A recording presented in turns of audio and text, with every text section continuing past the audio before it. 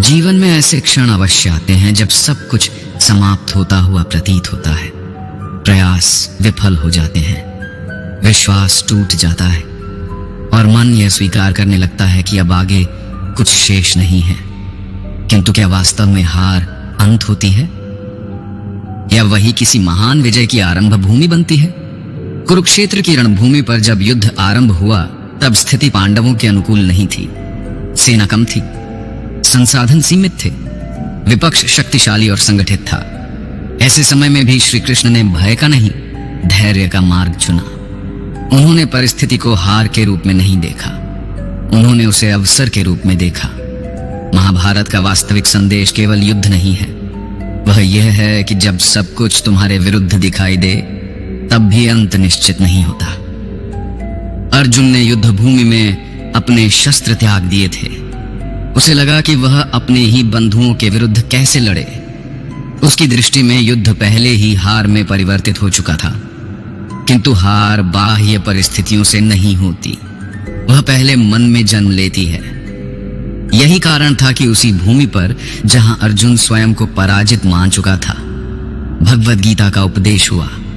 अर्थात जहां मन टूटता है वहीं से जागरण भी आरंभ होता है।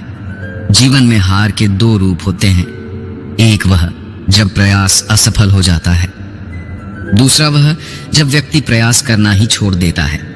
पहली हार अनुभव देती है, दूसरी हार भविष्य छीन लेती है।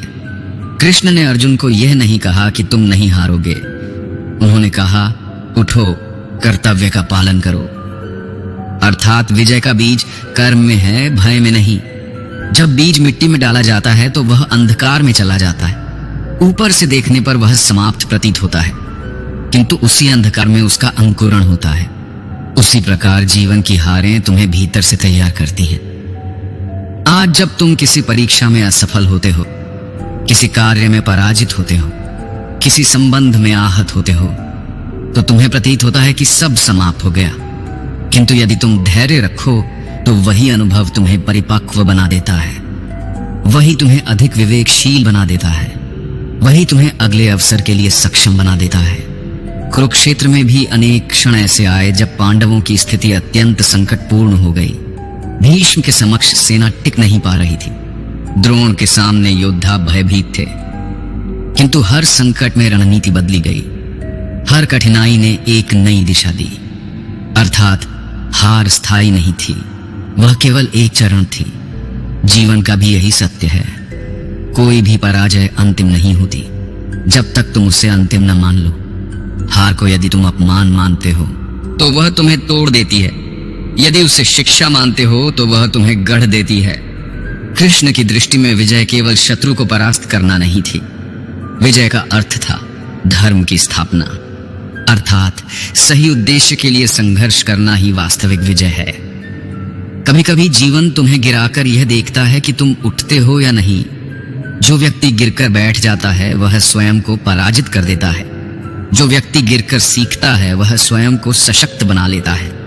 यह भी स्मरण रखना चाहिए कि महाभारत का युद्ध एक दिन में नहीं जीता गया, वह 18 दिनों तक चला। अर्थात विजय धैर्य मांगती है, वह निरंतर प्रयास चाहती है। आज यदि तुम्हारा प्रयास विफल हुआ है तो उसे अंतिम सत्य मत मानो, उसे एक अध्याय समझो, पूरी पुस्तक नहीं। हार तुम्हें 3 उपहार देती है, अनुभव, विनम्रता और दृढ़ता। यदि तुम इन तीनों को स्वीकार कर लो तो अगली विजय सुनिश्चित हो जाती है। कुरुक्षेत्र का वास्तविक संदेश यही है कि जब परिस्थिति तुम्हें नीचे गिरा दे तब भी अपने उद्देश्य को मत छोड़ो। जब लोग तुम्हें असफल कहें तब भी अपने प्रयास को मत रुको। विजय का बीज बाहरी शक्ति में नहीं, भीतरी विश्वास में छिपा होता है।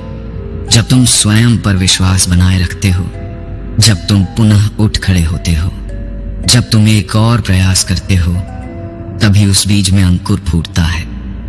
इसलिए यदि आज तुम्हारा जीवन संघर्षों से घिरा है, यदि तुम्हें प्रतीत हो रहा है कि सब कुछ हाथ से निकल गया, तो स्मरण रखो, यही वह भूमि है जहां से तुम्हारी अगली विजय जन्म ले सकती है।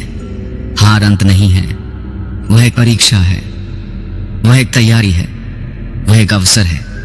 और जब तुम इस सत्य को स्वीकार कर लोगे तब तुम पराजय से भयभीत नहीं रहोगे, तुम उसे साधन बना लोगे, क्योंकि विजय सदैव उसी की होती है जो हार की भूमि पर भी आशा का बीज बो देता है और धैर्य से उसके अंकुरण की प्रतीक्षा करता है।